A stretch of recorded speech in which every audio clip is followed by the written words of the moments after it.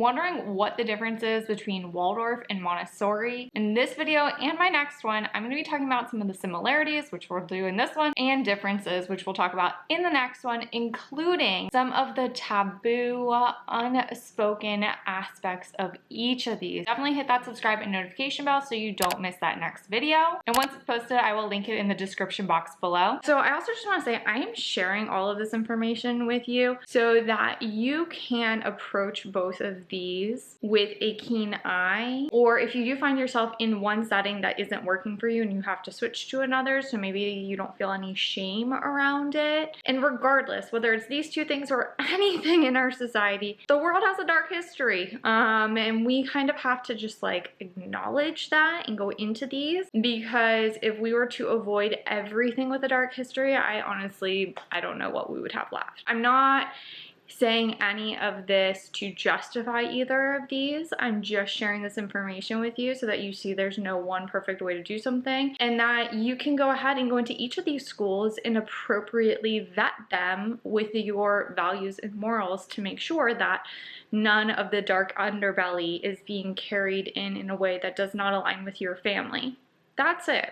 This is just about education. This is just knowledge is power. If you guys are new here, my name is Rachel from The Confused Mom. Welcome to my channel. I share baby and toddler product reviews, activities, as well as Montessori at home tips, and I am a mom to a 4-year-old and an 18-month-old. This video is not a professional take on either of these. If you are one of those and I say something wrong, feel free to drop it in the comments below. Instead, if you guys are kind of new to like my Montessori at home series, I went to a Montessori early childhood school, and my 4-year-old also went to a Montessori school as well as a Waldorf school. So this is more so based off of personal research and firsthand experience with the two.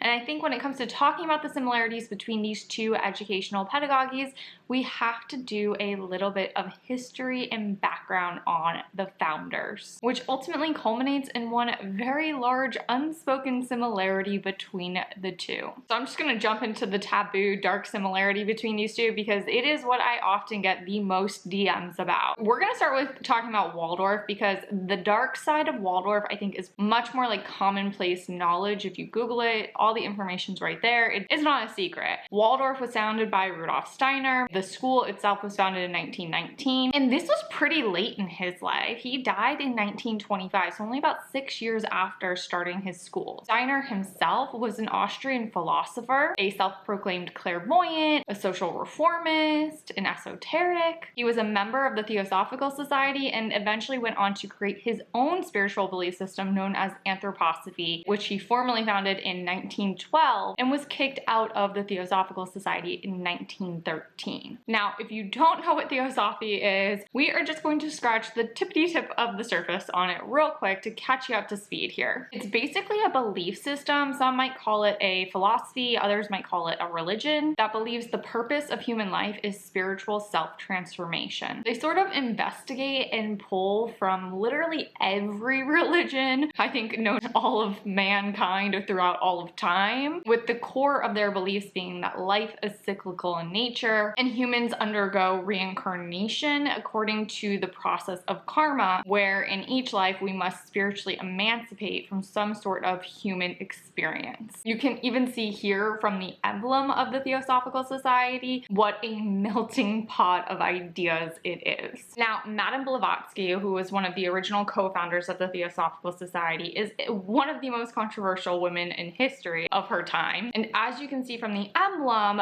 the whirling cross, aka a swastika, is at the top of it, which at this point I hope you can kind of see where I'm going here. Many attribute Blavatsky and the Theosophical Society to laying a framework or a foundation for a lot of what Hitler later went on to use with the Nazis. So how does all of this relate to Montessori? Well, one of the key similarities between Steiner and Montessori is they were both members of the Theosophical Society. That's right. I don't know that people often talk about the esoteric side of Montessori, so let's take a little look at her history. Like I've talked about in my past Montessori at home videos, the history of Montessori, what is Montessori? The Montessori method was founded by Maria Montessori, who was an Italian physician in the late 1800s.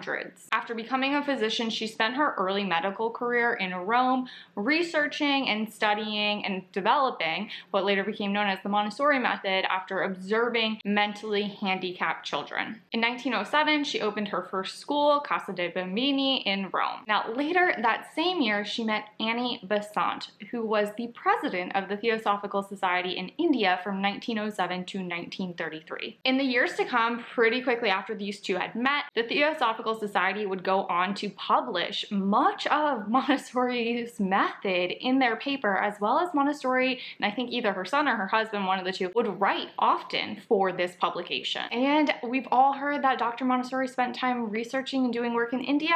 Well, the Theosophical Society is who sponsored that trip and that work. Obviously, the major similarity here is that these two founders were both involved in an extremely controversial society that many people would take issue with the key difference being that Montessori founded her school and then started to get involved with Theosophy, and that colored more and more of the later work she published versus Steiner, where his school was kind of like the culmination of his career. I think because of the simple nature of when these two were being influenced mostly by these esoteric beliefs versus when they started the schools is why it's something that often gets overlooked by Montessori followers. And of course, the two had very different interpretations of what all of this meant to them and how that actually ended up playing out in their school curriculums. And I bring all of this up not to condemn or scare anyone out of either of these, but because I cannot tell you, probably one of the most common DMs I get is people asking me to identify all of the Waldorf toys in a toy subscription box, or asking me to help educate them on what a Waldorf toy looks like. And so I hope this information just gives you a deep breath and a pause, because neither of these are inherently good or bad, or safe or unsafe. Now, that's not to excuse Steiner's racist and anti-Semitic views. I'm gonna like separate that out for the next video. So really what I'm talking specifically about here is the esoteric influence, where I hope this, like if you have been concerned about certain aspects of the more mystical side of Waldorf, you realize that that same mysticism was interlapped and interwoven into Montessori. And more than that, it was just very indicative of the times in Europe in the late 1800s and early 1900s. And at the end of the day, both of these people, Montessori and Steiner, were asking questions about human existence,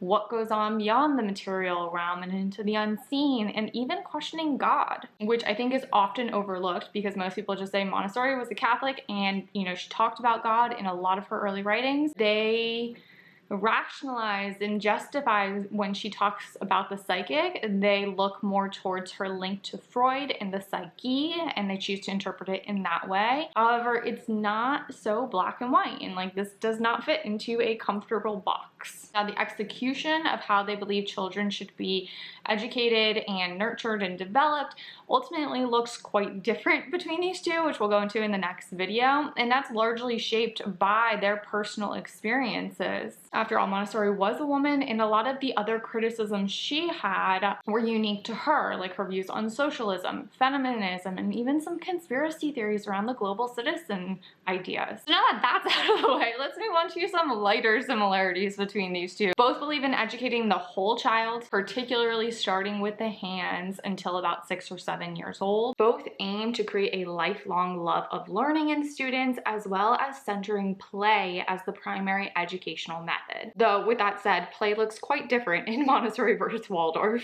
Both utilize materials and curriculum designed to stimulate the senses, though Steiner believed we had 12 senses. And you really won't see plastic, batteries, or technology in either of these schools. As a result of all of this, you can really see how and why practical life skills is at the center of each of these in early childhood education. Additionally, Montessori really seems to have pioneered the idea of child-sized furniture. However, in modern day schools, you will see child-sized furniture in both settings. If you like this video, make sure to give it a thumbs up, share it with a friend, hit that subscribe and notification bell so you don't miss my next video, and be sure to go back, check out my Montessori at Home series, as well as check out my How to Handle Emotions in Toddler series. And until next time, my name's Rachel. Have a good one.